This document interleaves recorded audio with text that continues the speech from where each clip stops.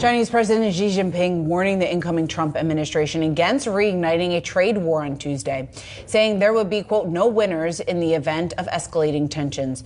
With more on what the ongoing trade dispute means for the industry at large, we want to bring in Gene Soroka. He is a Port of Los Angeles executive director. Gene, it's great to have you back here on set with us. Obviously, very, very timely topic. And I want to bring up a chart that Goldman Sachs actually just put out this morning. And they took a look at imports that we do see from China and what has played out in the past. When you take a look at the past impact of the U.S.-China trade war, and you can see it is the white line there that as tariffs increase, we clearly did see a drop off, maybe to no surprise, of some of those imports. I'm curious what the activity looks like at your port and whether or not you're noticing any trends ahead of the threat of more tariffs under Trump. Well, good morning, Sean. It's so great to be back with you both on the set. This is real. Going back to 2018, when the first tariffs were put in place on Section 232 and 301 items, we saw big rushes of cargo leading up to milestone implementation dates and then huge drop-offs. Now what we're seeing is a repeat of that. A lot of run-up with the anticipation that something will be done. But we know there's a long way from the campaign trail to the implementation of public policy, and what we need now is a clear line of sight as to where and when this policy may take shape. And we've got a chart I want to pull up, too, on your specific imports coming into your port in Los Angeles. And it's been interesting seeing the run up over time. But we haven't seen this huge uptick in the last couple of months following the election of President Trump. There was obviously a run up following May here. I wonder, do you think that that is based on what you're saying, that they're waiting for the actual policy implementation? Or what do you make of the trend that we're seeing? Well, what we're hearing directly from retailers, manufacturers, footwear importers, and clothiers is that in anticipation of something happening, they are pulling inventory forward. This is real. And we've been at elevated levels all year, Madison. We're up 20% year on year. We'll wind up 2024 with our second best campaign ever in the 117 years, the Port of Los Angeles. But it's underpinned by a strong economy that's lasted a lot longer than some experts would say. And then three geopolitical issues: a dock workers negotiation back here on the East and Gulf Coast, drought conditions in the Panama Canal, which seem to have settled down, but fewer container ships went through because of the loadability purposes. And then the ongoing security issues in the Red Sea with the Houthi rebels, leading to Suez Canal crossings being down by 80 or 90%. All of those issues have pushed more cargo over the West Coast. The front loading started in the third quarter and is a little more pronounced, according to those importers, in Q4. Talk to me a little bit more about the labor concerns, because one of the sticky points when it comes to the threat of strikes, or what we could see play out on the East Coast that obviously affects you on the West Coast, is that sticky issue when it comes to AI and how, or I guess technology, and how that will then be used here at the ports. How big of an uptick? Are you still seeing an increase in cargo, just given that the fact that that threat hasn't entirely gone away? And I guess what does that indicate just in terms of how those discussions are likely then or could potentially play out? Yeah, the short-term agreement reached earlier goes through January 15th, and that leaves us 5 days between expiry and inauguration, and then much longer before Senate confirmations take place for cabinet members. So it's kind of an interesting time.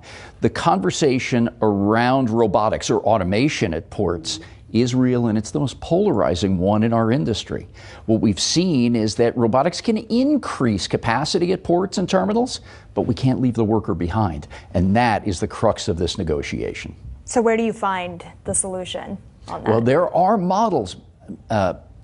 In Hamburg, Germany, as an example, there's a terminal that doubled its capacity, yet kept the workforce intact, and over time, it's grown. And I think that's where the start of the conversation happens. But what we've seen, mixed results operationally, and with the implementation on the West Coast of automation, we've seen cuts at individual terminals of 50 to 80% of that facility's workforce. We simply, from an economic standpoint, locally and broadly in Southern California, need that good knowledge and workforce on the ground while trying to grow the top line revenue. How worried are your workers about this? Very. Absolutely very worried. And they're worried not only for the jobs that are here today, but the skills that are necessary to manage greener technology and robotics, and for the next generations of workers that come into this industry. So how does that shape your approach, just in terms of the discussions that you, of course, will continue to have with your workers out on the West Coast, how that's shaping some of your strategy then going forward, keeping that in mind. Obviously, though, you need to cut costs. You need to be as efficient as possible. So it is somewhat of a balancing act of what you're talking about. It is. And one of the central points of focus is the ports of Long Beach and Los Angeles building the nation's first goods movement training campus. So whether it be attract, retain, and bring in some of the younger folks for the next generation of work, or if you're more like my vintage and you need to be upskilled or reskilled, this campus, in part funded by the state of California's line item budget of $110 million, can lead us down that path. Now, it's going to be interesting because we want to train people who are not directly under the Port Authority's employ, but yet we're the first doing this, and we're out there really trying to pull together this community. So as you look ahead to 2025, then what is your bigger focus? Is it the potential implementation of these expected tariffs, or is it the continued back and forth on the port strike? You can't just look at one area. I think it's both of them and the geopolitical issues that I mentioned. But for every 4 containers, Madison, that we bring across our docks, we create 1 job. That's the economic benefit that's shared across this broader region that employs 1 in 9 folks, about 1 million people going to work every day with the efforts this port makes. So while we need a little bit of policy clarity coming down the line on tariffs and how we must pivot if more and more cargo migrates to Southeast Asia, we also have to keep in mind what we do to capture these elevated volumes and continue that throughput. On a last note, we moved more cargo between July and October than we did during the surge of the peak. We didn't have 1 ship backed up. Well, and that says a lot just about efficiency. Gene, real quick, we'd be remiss not to ask you specifically about the holiday season. I'm curious just to get your thoughts or just your perspective, what you have seen, the activity, how that has stacked up. Specifically, I guess it might be hard to tell just in terms of how much of this is getting ahead versus some of the other issues that we've been talking about, but just consumer demand and the shopping. How does that compare to what we've seen in past years, just in terms of where things stand right now? Yeah. I think inventory levels were in better shape. Warehouses were more fluid. And I know it's definitional now, but Black Friday number at about $10.8 billion in sales. The Cyber Monday number eclipsing $13.3 billion in sales. Overall, the retailers are pretty keen. Matt Shea of the National Retail Federation tells me that his membership wants to approach $1 trillion in holiday season sales this year between November and December. I think it's looking good for our retail community.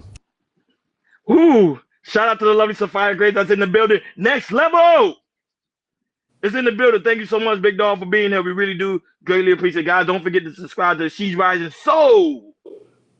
Go right ahead, Jordan. Yeah, so I want to read this before I pass to you guys. So United States imports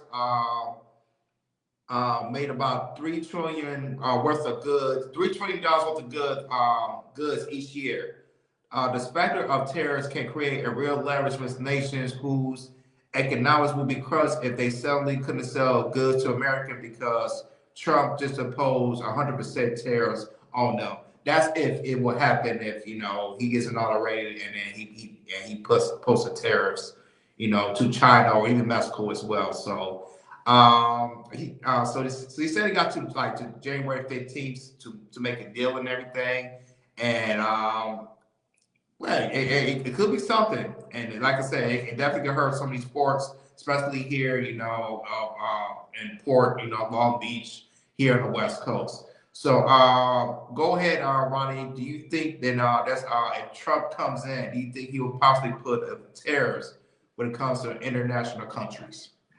Yes, because remember, Trump kept stating, he made it loud and clear, American first, American first, American first. So that means he's going to focus more on American trade than mostly on international trade. So which means that's going to be a better opportunity for Americans, also American companies, because a lot of American companies that is overseas are not going to start to come back because they're going to understand they're going to benefit more. And now that's going to be even more employee rate going to be up. And that when the employee rate is up, then guess what? More raises, more opportunities. So I think this is a really, really good thing because remember, one of the issues we was having when this current administration was a lot of foreign trade, which kind of put us in the deficit. So now he's trying to put us back into the green. And the best way to put us back in the green is America first. Go right ahead. I can't be muted. Just like you say, for a lot of people who don't know this, I got to say a quote that my cousin said. The people who are to blame is the American economy because we like cheap stuff. And the fact that we like cheap stuff, we want to pay $2, $3 for a yoga mat, $7 for a t-shirt, and this. Other places are not like that. Just to give you pure, just basic economics. But now we make other economies survive. The tariff is a bargaining tool. China been getting over on us. Trillions of dollars. They're building super highways. They're making billionaires over day every day because we buy their stuff. Drop shipping, all that and all that. So the way we can do this, we as American people, we need to start producing more. And tariffs is this. We should be producing 90% of the products that we do. We have everything here. And you know what I mean? Shipping things off and getting things shipped over there. Don't get me wrong. I'm opposed to tariffing Canada and Mexico. They are our neighbors and we need them. But you know, China doing sneaky stuff. They in Mexico now under new names companies building more cheap stuff. So we can buy cheaper cars and this. And things are not even cheap anymore. Those days when we was going back to where things were cheap, dollar stores, all that, that's over with now. Right now, we need to have an economy that's strong and where they're forced to play by the games that we set the rules are. The biggest advantage is that we have the money. And us buying products is this. If we tariff everybody out there and make it expensive for them to sell to us, then hey. Yeah, I think, for this, it might be scary for some people because how inflation is, we are paying, high, gas, groceries and rent, all that type of things. And I think people are kind of feared that, hey, wait a minute, everything's already high, so why would you do these type of things? Well, I'll just say this. I think, we have to, when it comes to, American goods, I can remember the time, back in the early 90s, like with especially with GM, Ford, and Chrysler, probably the GM, a lot of our warehouses and assembly lines there was here, here in the United States, predominantly like Michigan, Pontiac, and also Flint. But once these car companies started wanting to spread out to different states, and not just different states, international states, when they moved their warehouses and assembly lines, it definitely hurt certain cities. One city that definitely hurt it is Flint, Michigan. If you ever guys went to Flint, Michigan, it's just some type of vibe that just like it is a dead city. And back in the 80s and 70s, GM had their plant over there, but they moved their plant to another place, and it hurt the city. And a lot of these, and then in the mid and late 2000s, when we had the economy was going down, we saw that these car companies like GM were moving to different countries and everything. So to I guess to have an international trade agreement. So it could work out best for the United States and for other countries. But I feel like if you want to make more money and not really get cheap things, I think a tariff can possibly work on the long term. I'm looking at it for long term, not really short term, but long term. Try to bring our companies back that the U.S. spread out to different countries and bring it back to the United States, where you can put it in different cities like a Flint. So let's say GM. I believe they moved the GM assembly line to Mexico. Whether you put that back to Flint, Flint will be booming again. It probably be booming like it was in the 70s and 80s because that was 40, 50 years ago. But it will be better for people to get jobs and feed their families and everything, kids and all that type of things, and it can definitely help a city of the economy. And looking at the tariffs, if you might happen, not happy, this is a big if.